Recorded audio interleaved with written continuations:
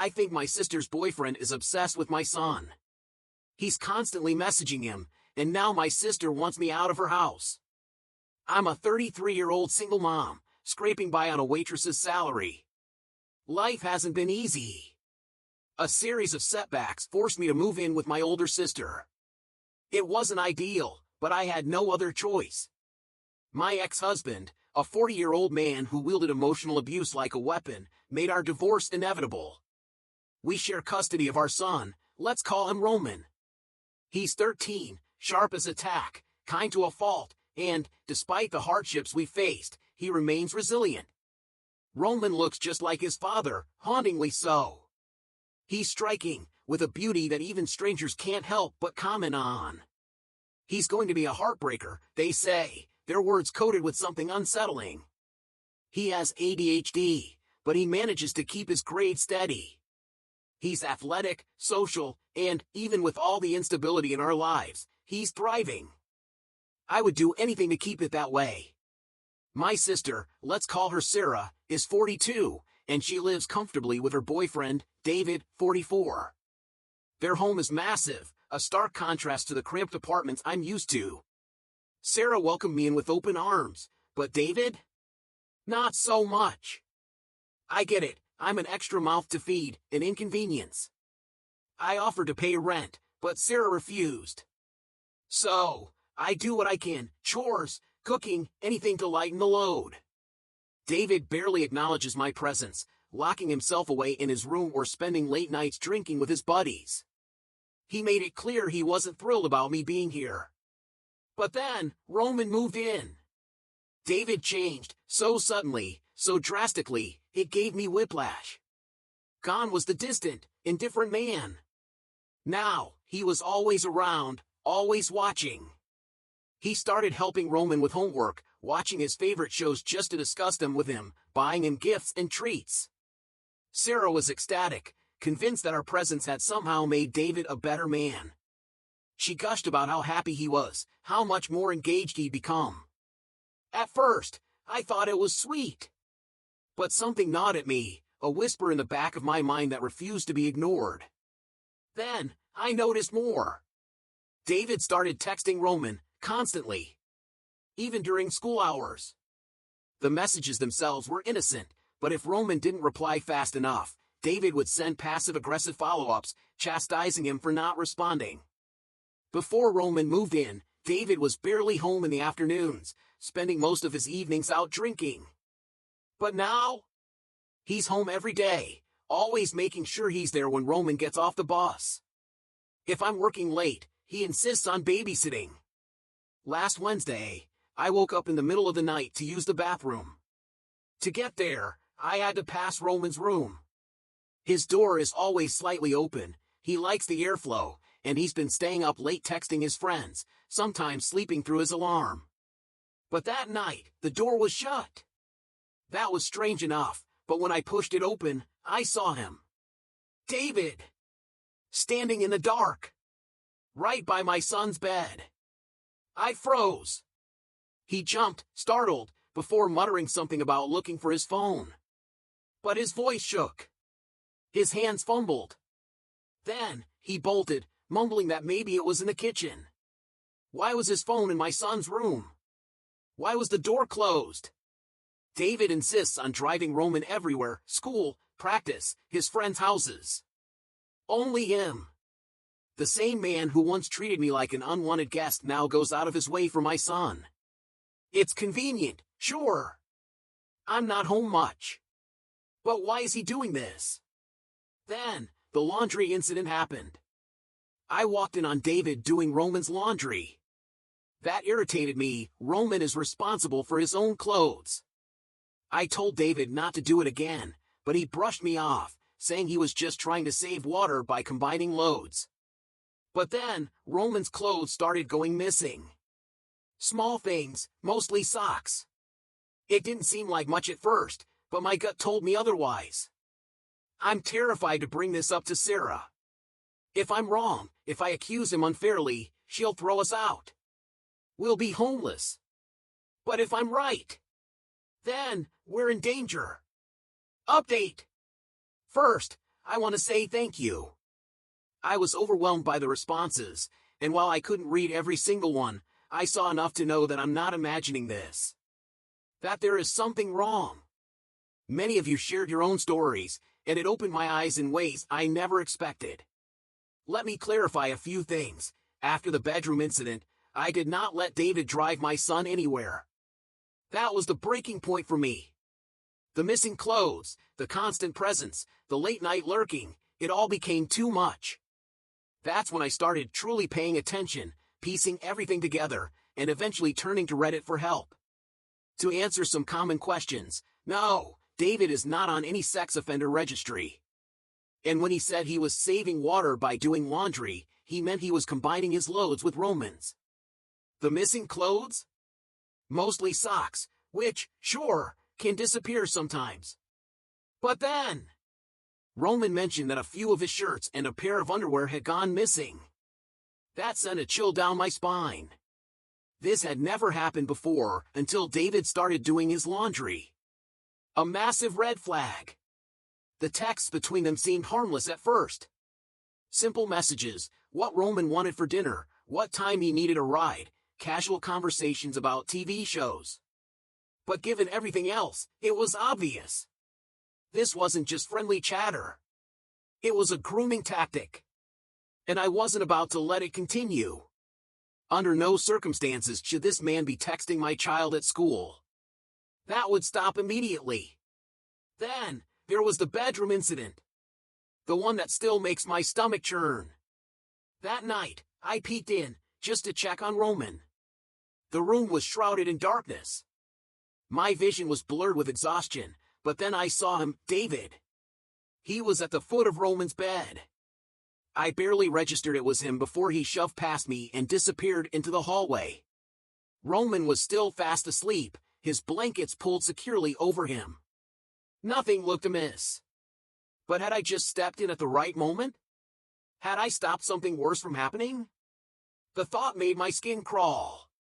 I left both of our doors open that night, listening, waiting for any sound, any movement. Sleep never came. I just lay there, replaying everything in my mind. I'm done making excuses. My eyes are open now. Tonight, after work, I'll have the talk with Roman. Many of you suggested it, and it was already my plan. He's acting like his usual happy self, but that doesn't mean nothing has happened. The fear of that possibility is suffocating. I know what I want to say, but should I be completely honest? Should I tell him I caught David in his room? Should I bring up the missing clothes? I don't want to scare him. But I also don't want to leave him in the dark. Any advice would help. Then, there's David. I will confront him. And I will talk to my sister, Sarah. I'm not a doormat. My son's safety is my only priority. David is out of the house for now, away on some church retreat. That gives me time. Time to warn Sarah before he gets in her ear and twists the truth. Time to figure out my next move. Once he's back, I'll face him, but how I do that depends on Sarah's reaction. If anyone has suggestions, I'm all ears. Many of you suggested setting up cameras, checking for hidden ones, drug testing Roman, and tracking down his missing clothes. I will do it all. I already searched for cameras but found nothing. I'll check again. And when I find those missing clothes? God, I don't even want to imagine what that could mean. But I need to be ready. People are capable of sick, unthinkable things. I need to be prepared for that ugly reality. And I know, I need to leave. I need to get us out of this house. I am working on it. If I could pack up and vanish tonight, I would. But options are limited. Sending Roman to his father isn't one of them. That man is abusive, more toward me than our son, but still. I've considered shelters. It might come to that. But first, I confront David. I love my son. I'm doing everything I can.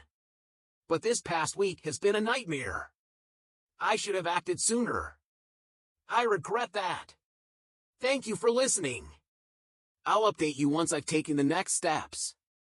Update 2. This is my second update. My first post got removed, but apparently, it's out there now, on TikTok, Instagram. I don't know how to feel about that. It's too late to change anything now. In the past 4 days, I've spoken to my sister Sarah, her boyfriend David, and my son Roman, separately. 1 conversation went well. 2 did not. I have a lot to get off my chest, so this might be long. There's a summary at the bottom if you need it. First, I talked to Roman. That same night I posted my update. I had to be careful with my words. I had to censor myself, just in case this gets removed, but I think you'll understand what I mean. I asked my son the hard questions, the ones no parent ever wants to ask. Roman was adamant. David had never touched him, never done anything to him. He looked genuinely surprised that I even brought it up. He told me he would have said something if anything had happened. I believe him. I have to. I know some of you will say he could be lying. And you're right. But my son has always been open with me. The first time his father ever verbally abused him, he came straight to me. I have to give him the benefit of the doubt. I'm keeping my guard up, but I'm trusting him, too. I didn't bring up the bedroom incident. Or the laundry. But I was honest. I told him that David's behavior was inappropriate. We talked about boundaries. About consent. About saying no. I made it crystal clear, David is never to drive him anywhere, text him, or be alone with him. Ever. Then I explained what grooming is. How predators work. How this is exactly what David has been doing. Roman already knew. He learned about it in school. And then, he said something that shattered me. He apologized. He said he was sorry for letting David treat him that way. That he shouldn't have fallen for it. His exact words. I stopped him right there. This is not his fault. Not because of how he looks, how he acts, none of it. David is a predator. And predators prey on the vulnerable. I could see it in his face. This conversation shook him. To realize that someone he liked, someone he trusted, wasn't who he thought they were. You'd think an encounter like that would leave any kid shaken for the rest of the night. And you'd be right.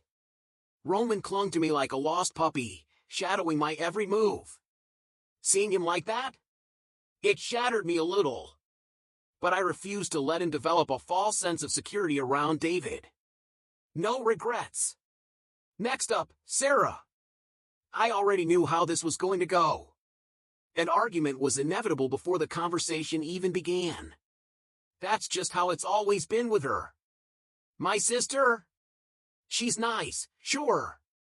But kind? No. She'd offer you shelter, then weaponize it against you the second you stepped out of line. I walked in fully aware of what I was walking into. But I had to do this, for my son's sake, and for hers. David is not someone I want in our family. Not someone I want her to have kids with. Not someone I want around Roman, period. I told her flat out, I'm not comfortable with how David acts around my son. There's something deeper going on beneath that friendly facade. The constant gifts. The endless texts. The incident in the bedroom. The laundry. I laid it all out. And, just as I expected, she didn't see a problem. She wasn't alarmed by the patterns, wasn't disturbed by the incidents. No, she was outraged that I would dare accuse her boyfriend of grooming my child. That's not proof of anything, she shot back. Do you know how many socks and pairs of underwear go missing in the laundry? Probably just stuck in the dryer somewhere. The more I tried to explain, the more defensive she got. She thinks I'm spiraling. Losing my grip. She practically said it, whenever things go right for me, when I finally have a roof over my head, food in the fridge, stability, I find a way to destroy it. She's seen it before, she says. She tries to help, and I always end up stabbing her in the back. Just like I'm doing now. Fine. She doesn't believe me. That's her choice. I told her we wouldn't be staying much longer. I told her David is to stay away from my son, period. Until we leave, we'll be keeping to ourselves. Surprisingly, she's letting me stay. But she made it clear, she's glad to see me go. She swore up and down that David would never, ever hurt Roman. That it's devastating to see their bond torn apart over what she called baseless accusations. And she made sure to remind me, this is all my fault. My paranoia. My self-destructive tendencies. My inability to let people be happy. Then she hit me with one last jab. Oh, and I want reimbursement for all the food and clothes, she said. Apparently, feeding an 8th grader going through a growth spurt is just too much of a burden on her wallet. I apologized. Told her I'd buy my own groceries from now on. Then I left it at that. David came back from his church retreat early Friday morning. That's when I confronted him. And I didn't hold back. He wasn't expecting the hostility. At first, he looked confused. But the second he realized what I was implying, everything shifted. His whole demeanor changed. Sit down, he kept saying. Let's talk. But it was him who was rattled. Him who looked like he was about to have a full-blown panic attack. I kept my voice steady. My expression unreadable. And I asked him, why were you in my son's room in the middle of the night? His excuse? He was looking for his phone. Why not wait until morning? He said he had an alarm set for 5 a.m. for work and didn't want it going off in my son's room, waking him up. Then why were you standing over his bed? His answer? He was trying to wake Roman up to ask if he'd seen the phone. Didn't he just say he didn't want the alarm to wake him? So why wake him up yourself? No answer. Just nervous stammering. I wasn't thinking straight, he finally said. I'm sorry. I kept going. Pressed him about the laundry. He denied everything. Insisted clothes go missing all the time. Swore up and down he'd even help me look for Roman's missing things. And through it all, he kept apologizing. Profusely. And I won't lie, it threw me off. The guilt. The desperation in his voice. I softened, just a little. Thanked him for letting us stay in his home. Even apologized for not setting boundaries earlier. But then I laid it out. From this moment on, I don't want you near my son.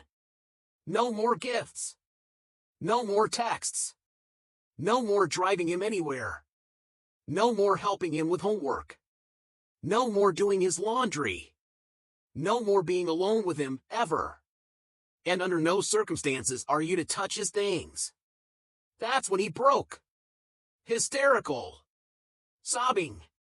The thought of you believing this about me, he choked out, it's unbearable. He swore he'd never do anything like that. Never. I love him like a father loves a son, he said. I used to believe that, too. At first, I thought that's all it was. But I can't ignore what I see anymore. The way he looks at Roman. Yes, there's kindness. Sure, there's warmth. But beneath it, there's something else. Something darker.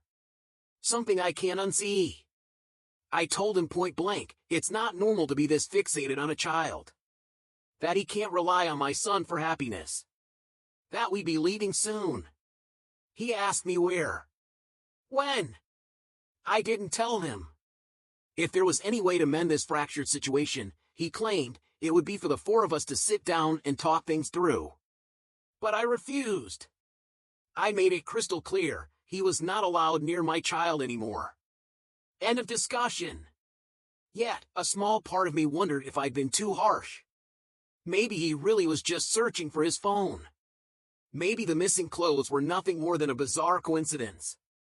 But the image of him, on his knees, sobbing as though I had ripped the ground from beneath him, stuck with me. This wasn't the reaction of someone wrongly accused. He wasn't devastated by the accusation. He was devastated that I had severed his access to my child. I am not naive. I've seen his temper firsthand. I once witnessed him locked in a screaming match with my sister, both hurling brutal words at each other until she broke down in tears. And yet, he never shed a single tear for her. That speaks volumes. For my peace of mind, and yours, I've been watching Roman like a hawk. When I'm home, he's by my side. When I'm not, he stays with a trusted friend or, again, with me. Just this morning, I took him to work with me. He wasn't exactly thrilled, but tough luck. His safety comes first. I made him block David's number without hesitation. As for our home, we haven't set foot in that place since Friday. Taking your advice, I won't force Roman to sleep in my room anymore. Instead, I'll sleep in his. If anything happens, I'll be right there. I decided against drug testing him. Not because I don't take the concern seriously, I do, but because I genuinely don't believe David has been drugging him. Roman has always been a deep sleeper, struggling to wake up for school long before we moved into my sister's house. I combed through his text messages, looking for anything unusual. Nothing. No late-night conversations with David. Just the usual group chats with his friends. Following another suggestion, I purchased a nanny cam. A high-tech one that lets me watch footage directly on my phone. I hadn't expected it to be so expensive, but it's worth every penny. The cameras are set to arrive tonight or by Monday morning. Once installed, I'll review the footage daily. And to be honest, I'm terrified. What if I see something horrifying? What if I uncover something I can't unsee? Many of you have voiced your concern for Roman, and I appreciate it. From what I've seen and what he's told me, he's doing okay. Better than I am, actually. We've been staying in a motel for the weekend, just to be safe. Now that David is back from his so-called church retreat, I wasn't about to take any chances. The place is only $56 a night, and yes, it's a little sketchy. But I can't afford to complain. Surprisingly, Roman's spirits are high. To him, this rundown motel is no different from a hotel. He thinks we're on some kind of mini vacation. It amazes me how kids can be so resilient even when their world is on the brink of chaos. A lot of you have suggested seeking refuge at a women's shelter. I looked into it. The closest one is over an hour away. I don't have a car. I could take the bus, but that would completely throw off Roman's school routine and my commute to work. And with winter in full force, the thought of standing outside in the freezing cold every morning is unbearable. Going back to my ex-husband's house is not an option. There's a reason we left, a reason I divorced him. That chapter is closed.